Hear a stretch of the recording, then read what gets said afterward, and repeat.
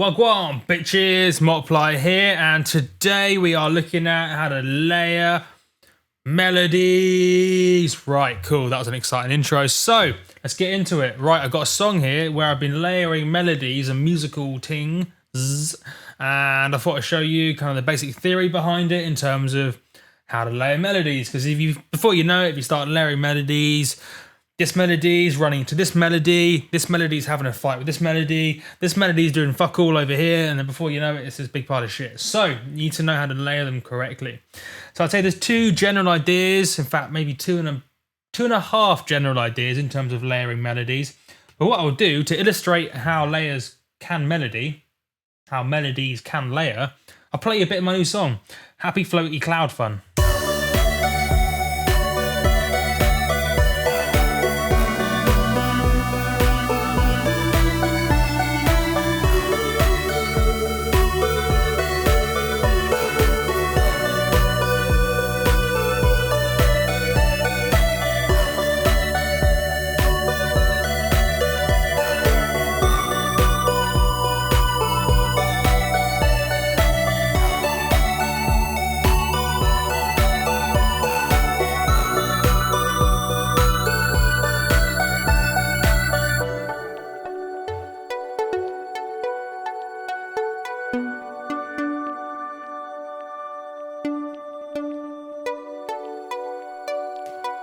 Anyway, that's a bit of the breakdown. But you get the idea. You can layer melodies and it can sound awesome. So I decided it's not 2.5, it's 3 main ideas. Right, you ready for these?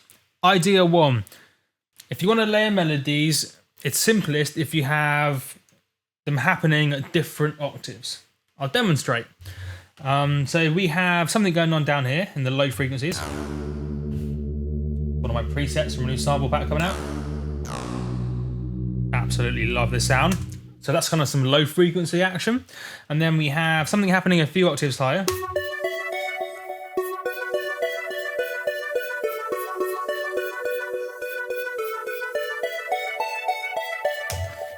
Which actually has some other frequencies in other octaves floating around, which is cool. And then we have a similar melody, but very slightly tweaked, happening an octave higher than that.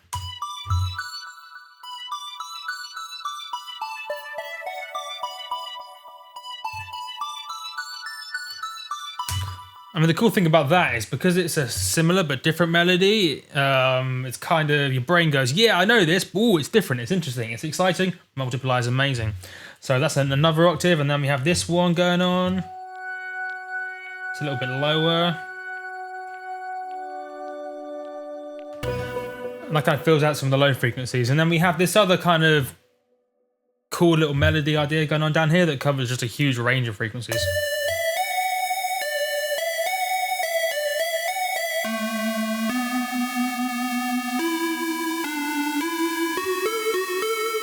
Beautiful.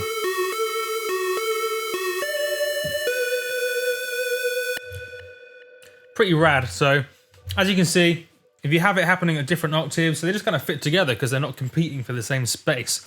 Because the idea is you have all this musical chaos going on, your brain needs to be able to pick out what's going on. If it can't pick out a melody, pick out an idea, it gets confused and it can't pick up on it and it can't respond to it. So, you can have a lot going on, but your brain has to be able to pick out what's going on, otherwise it just goes and goes whatever.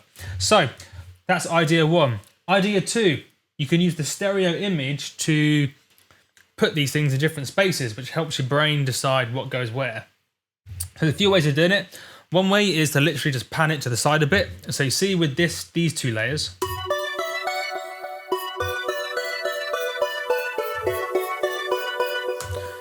yes, they are happening at an octave apart from each other, but they're the same sound, and some of the delays are kind of in the same octave, so it can get a bit confusing.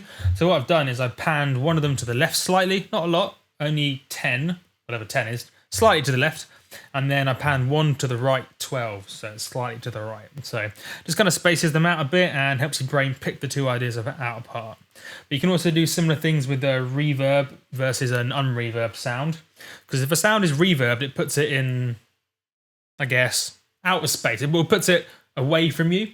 Whereas if it doesn't have reverb, it's kind of right in the center. So it's almost like putting it in two different spaces, center versus away from you. So you could have one idea in the center, one with no reverb or very little reverb, and then one idea kind of around it with lots of reverb. That's another way to get things to layer. That's the second idea. The third idea, this is 3 important tips in one video, how mad is this, is to use different styles of sounds. So if you have lots of soft sounds, you can then put some harder sounds on, like more edgier sounds on top of it, and your brain can then tell them apart. So we have a soft sound like this.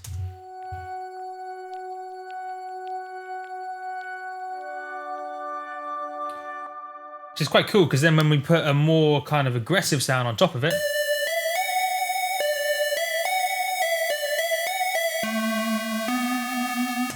because the more aggressive sound has more kind of high frequencies in particular, it really allows your brain to tell the two apart. So they do really sit together nicely.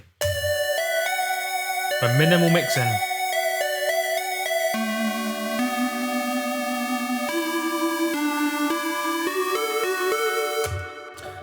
And there you have it. That's kind of the 3 basic ideas in terms of how to layer melodies.